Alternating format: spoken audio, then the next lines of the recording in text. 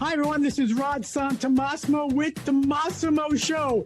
And today we have a special guest, the one and only Joe Schmit. And we're going to talk about two of my favorite topics. One, influence. And second, sports. So let me share a little bit about Joe, and then we'll get Joe on the show and learn more about him. Hi, this is Rod Santomassimo, and welcome to the Massimo Show. The objective of the Massimo Show is to share how you can maximize your personal, professional margin. That's right. Let's make more money in less time.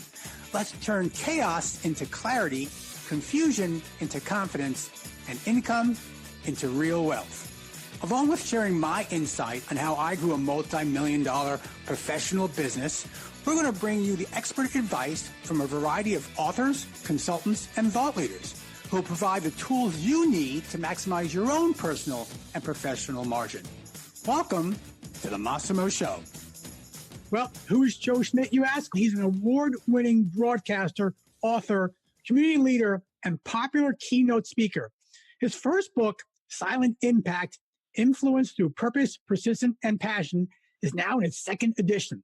His new book is titled The Impact Blueprint, a step-by-step journey to the life of significance. Joe was recently honored by the National Speaker Association with a Certified Speaking Professional designation. Only 15% of NSA members have achieved this designation worldwide. Now, in regards to its sporting background, Joe's been a sports broadcaster for over the past 4 decades, and he has covered every major sporting event during that time. And yes, he's interviewed some of the biggest names in sports. Hey, by the way, Joe has earned 18, that's right, you heard it right, 18 Emmys from the National Television Academy.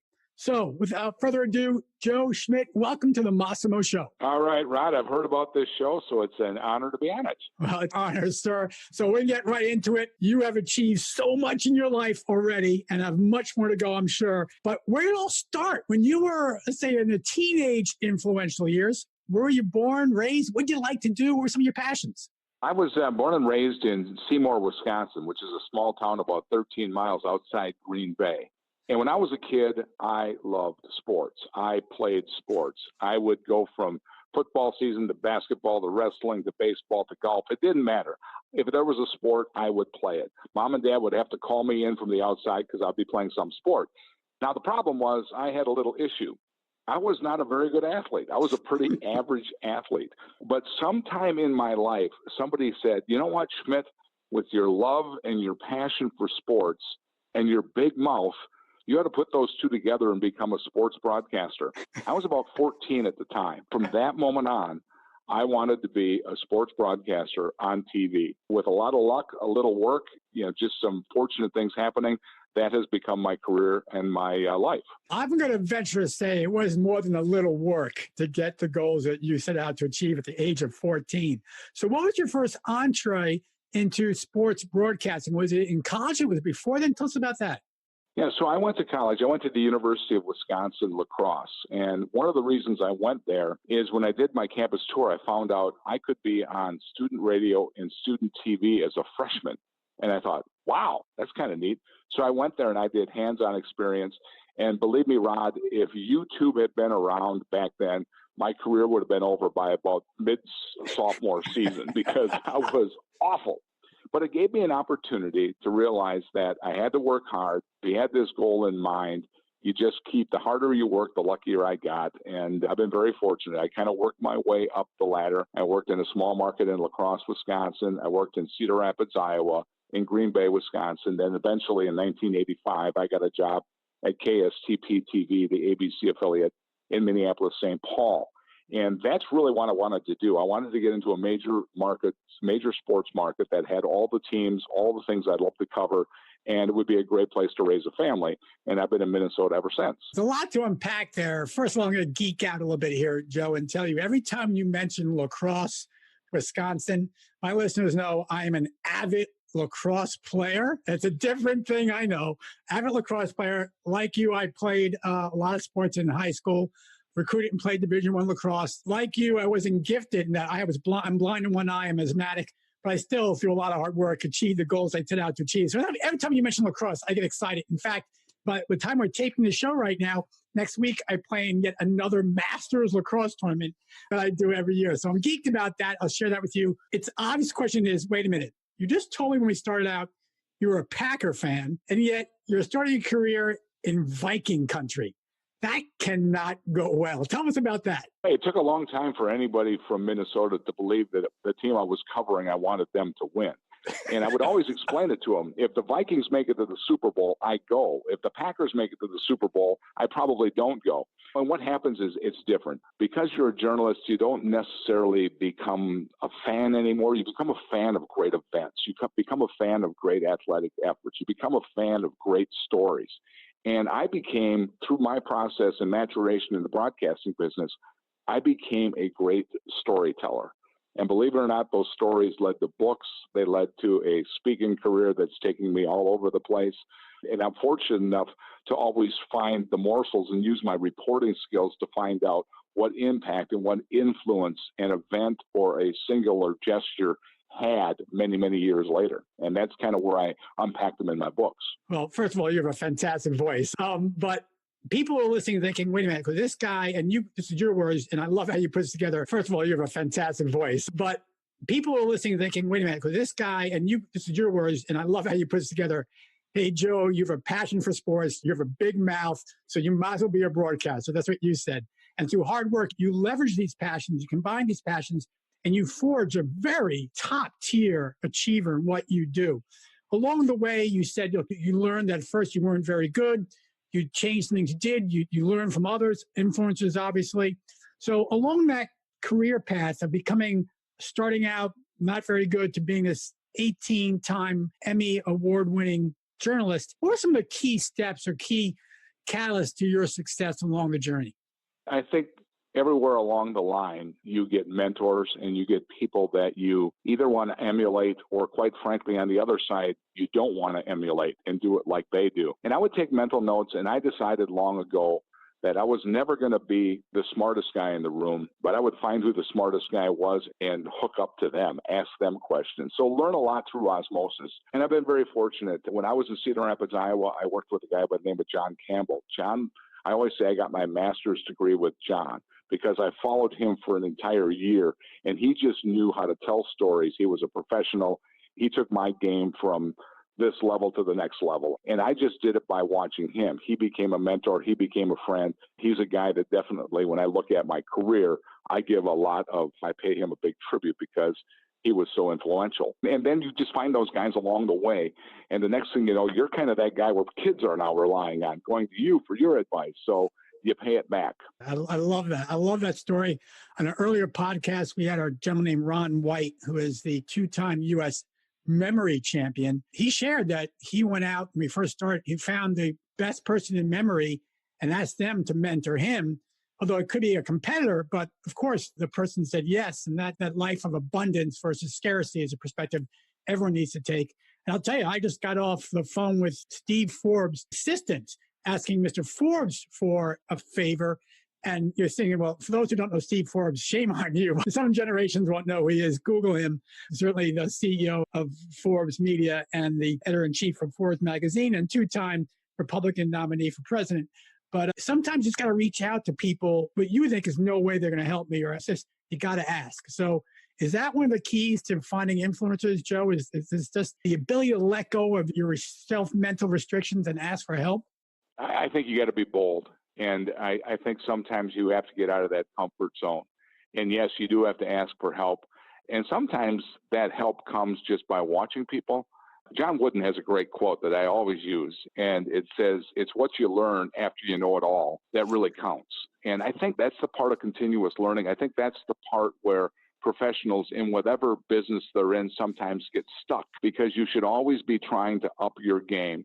And that's what I preach a lot of times when I talk to different companies and organizations and leadership groups about how are you taking your game to the next level. I cover sports. In sports, professional athletes have an off season. Do you know what they do in their off season? They work on a weakness. What do you do in your personal and your professional life in your off season to make yourself a better person, to make yourself a higher performer at the office in your career? And those are just some of the lessons you learn. And the next thing you know, they become part of your DNA. Incredible. And so what we're going to do is take a short break, and we're back with Joe. And Joe's going to share with us one of his favorite sports stories, because I know you're out there going, give us a story, Joe. He's a storyteller. And then we're going to talk about influence and this whole idea of influence, either how to attain the influence yourself, become an influencer, or how to align with influencers they're on. So hold on, folks. We'll be right back with the one and only 18-time Emmy Award winner, Mr. Joe Schmit. This is Rod Santomassimo with the Massimo Show. And, we always tell our clients, our Massimo members, as we call them, that knowing isn't doing. That's right. They have to actually implement what we share to have the impact and then, yes, the results on their business. Now, my new book titled Don't Kid Yourself, Knowing Isn't Doing, Build the Business and Life You Desire, I share many of our Massimo methods that we apply to our clients, and they, in fact, achieve the business and the life that they desire. Now, we had a soft launch of our book and an allotted number of copies back in March of 2020. And you know what? It was sold out within 6 hours. So we're really excited to announce our national launch of Knowing Isn't Doing in October 2020. For information about my new book, Knowing Isn't Doing, please visit knowingisn'tdoing.com. Hey everyone, it's Rod Santomassimo, and we're back with Mr. Joe Schmit, author, broadcaster extraordinaire. And now it's time to get some of these stories that the storyteller is telling us about. And then we're going to jump into some influence elements. So, Joe, you said it yourself. You have interviewed some of the biggest sports personalities in the world. You've gone to every major sporting event over the last 4 decades. So I have a couple of questions for you. I'm going to start with the latter, and that is sporting events. Of all the sporting events you covered, is there one? I know there's probably dozens, if not scores, but is there one that you say really sticks out, and why? I would say the one that sticks out the most was really not a sporting event. It was part of a sporting event. In 1987, the Minnesota Twins won 85 games. They barely made the playoffs. They somehow made it to the World Series. And when they beat Detroit to get to the World Series, to win the AL pennant, they had an impromptu pep rally at the Metrodome. When the team got off the plane, they didn't want to go to this stupid pep rally. They were tired. They had celebrated the championship. When they got to the Metrodome, there were 60,000 people at the Dome, and I was doing the broadcast live from the field. And the line I used is the one I still think about today. If Ben Franklin had been there, he would not have needed a kite and a key to find electricity because the place was just buzzing. And what happened was, this was not piped in music. This was not what we have today, where the game is really almost a television show where they say when you can announce this. They put the fanometer up there to get people to cheer. This was 100% fan appreciation for the players. And these players were crying. They were emotional. They just couldn't believe the love. I get goosebumps talking about it 30 years later. It was just an amazing event. Fantastic. Great reflection. Okay, so let's now talk about sporting personalities, because you have interviewed some of the biggest personalities. Anyone stick out, and any story particular stick out from this long career you've had?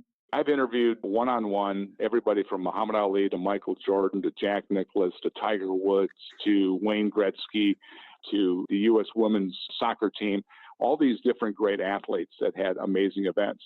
But the ones that stick out are kind of the stories I learned behind the story. Now, one of the stories I tell in my speeches and have in the book is on Joe Mauer of the Minnesota Twins. Joe Mauer finished his career with over 2,000 hits. He was a 3-time batting champ, 1-time American League Most Valuable Player, 6-time All-Star, a great career. But when Joe was in high school, he was the best high school athlete the state of Minnesota ever produced. And every day at lunch, Joe would walk a special needs student who happened to be blind and sit him down at his table in the lunchroom. Now, wherever Joe sat had to be the coolest table on campus because he was this big man on campus, this great athlete. Well, he invited the guy by the name of Mike Hawley. So what I do is I use my reporting skills.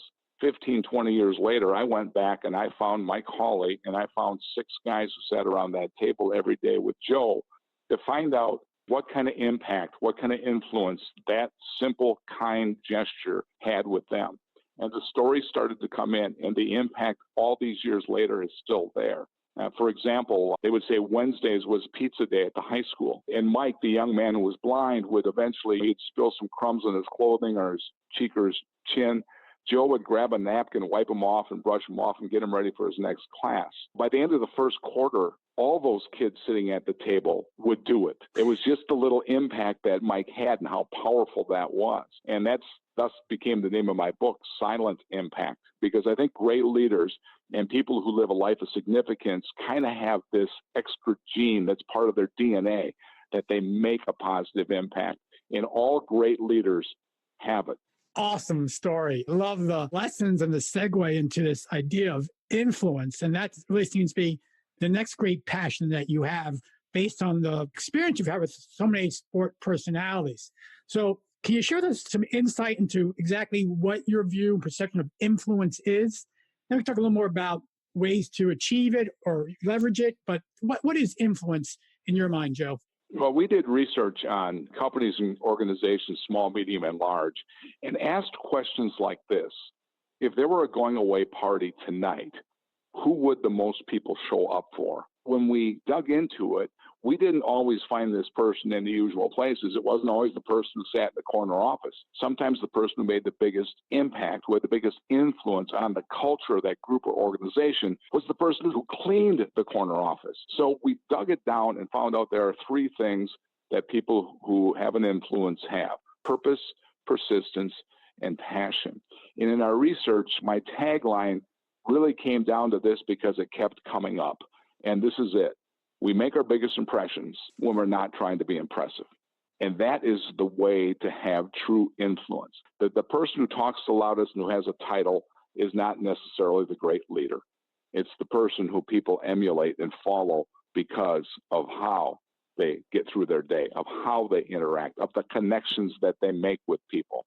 That's influence. Love it. That's a beautiful definition. And clearly it creates the clarity for what is influence. So you have this concept that you talk about, the Mount Rushmore of influencers, and maybe who is my or your, to your audience, Mount Rushmore influencers. And how do you then become someone else's major influencer in their life? So can you talk about that concept a little bit? So what happened is the more I dug into and studied influence, and in order to make an impact, you have to influence somebody. So how can we be a person of influence? How can we be a person of impact? So one of the exercises I do is I literally will give people a picture of Mount Rushmore with 4 slots on it. And I make people dive dig. And I said, if you could build your own monument to the 4 most influential people in your life, you could build your own Mount Rushmore of influence, who would you put on your list and why? People will then put it down. And I tell them, I said, think about your career. Think about when you were a kid. Think about recently. Think about somebody who got you through a tough time. And anyway, people will put down their Mount Rushmore.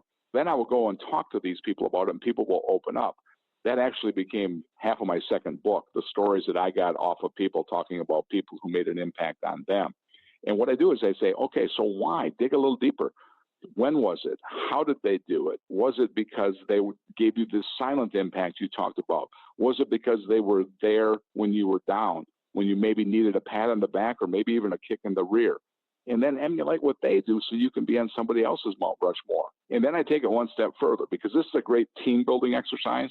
I always say if you want to get to know more about the people you're working with, this is a fantastic exercise because you really find out what makes people tick and why. But what I do now is I tell people, okay, I'll give you an extra few of these sheets.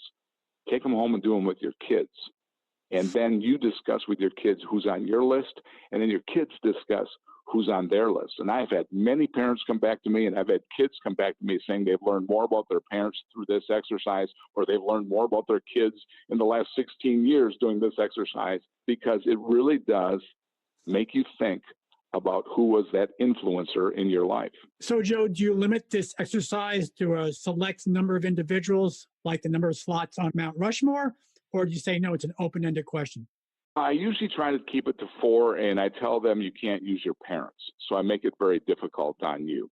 And if I'm working with professionals, I ask them to put one career influencer on, especially if I'm working with emerging leaders, because saying you're an emerging leader because this person was there for you. And that's how you became. And I said, were they a good leader? And then we followed up with more research, and we found out, like people were saying, who are the best bosses? Our research said the best bosses were tough, but fair. And that equaled trust. They were tough on you because they saw something in you that you didn't see in yourself. They believed in you before you believed in yourself. And so those are the people who can make an influence. It doesn't always have to be just somebody doing an act of kindness.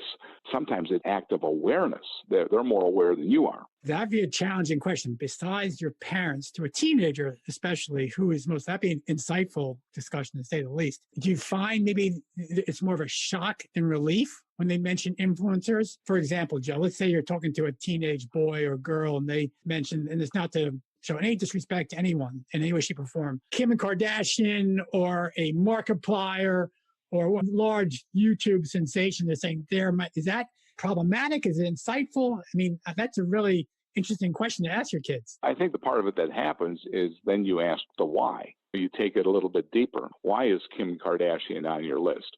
But what I found out more is it was an aunt. It was a teacher that maybe the kid talked about, but they really never found out, well, why is this teacher having such an impact? A coach, it could have been a preacher, it could have been a friend. Sometimes they will put somebody on there like Gandhi or God or Oprah or somebody that they've read about and know about, but don't even know. It's interesting. I normally don't do a lot with the kids. I normally talk more on the business side, but one time I had 100 leaders from 100 high schools. I worked with them in the morning. I worked with their parents in the afternoon, and I brought them together at night.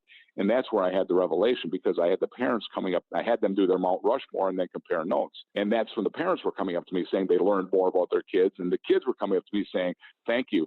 Because here's what's happened with the parents on the other side of it. They know that Aunt Mary or that neighbor, they've heard of them and the impact that they have. And all of a sudden they find out, well, you know why this neighbor was so important?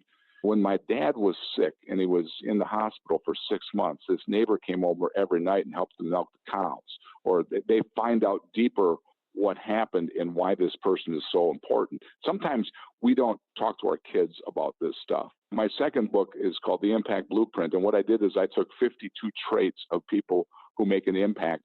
So now families will sit down at the dinner table and every week they'll discuss one of these traits, because I think now in schools, they don't teach values like they maybe did in the past. Maybe they don't have the time to, maybe there's so many things going on. But it's a great time to talk about values and why they're important, and examples, and good examples and bad examples when you succeeded or failed in this particular value. That's tremendous, Joe. Wow, so insightful. Thank you so much. Hey, I got a final question before we let you go, and that is, I look back at people who influenced me in my career or influenced me today, and certainly it's different today. And I'm confused, maybe any clarity, Joe, on this question. Is an influencer a mentor? Is a mentor always an influencer? Are they one and the same? Tell me about that. What do you think? Can be a mentor for sure. But sometimes an influencer is, you can call them drive-by influencers. It might be somebody who just told you something and was straight up honest with you that you never looked at. Maybe you solve a problem or an issue in your life just because you haven't looked at it from a different perspective, and somebody gives you that perspective. And influencers can also be people who are negative in your life. I have one who's not on my Mount Rushmore, but I remember early in my broadcasting career, I ran into an egotistical anchor man who thought the world revolved around him. And I remembered saying to myself, if I ever make any sense of success in this broadcasting business, I will never act like this guy. Now, he's not on my Mount Rushmore, but if I had a longer list, he'd be on my Mount Rushmore, because it really made me realize I will never think I'm more important than anything else around me or anybody else around me in this business just because I happen to be sitting on the set doing the news that night. Wow. What an incredible insight, Joe. Most of us think of influencers in a positive fashion, but you're right. Absolutely. I see it. There are people in my life that have influenced me not on things not to do or not to emulate any way, shape, or form. Absolutely true. I love it. I love it. Wow. This is incredible. We can go on for hours. So, Joe, you've got so much value to share with this audience. I love this idea of influence. I love the idea of going beyond just the sports broadcasting. And I'm sure your book encapsulates both the influence principles as well as some of these great stories.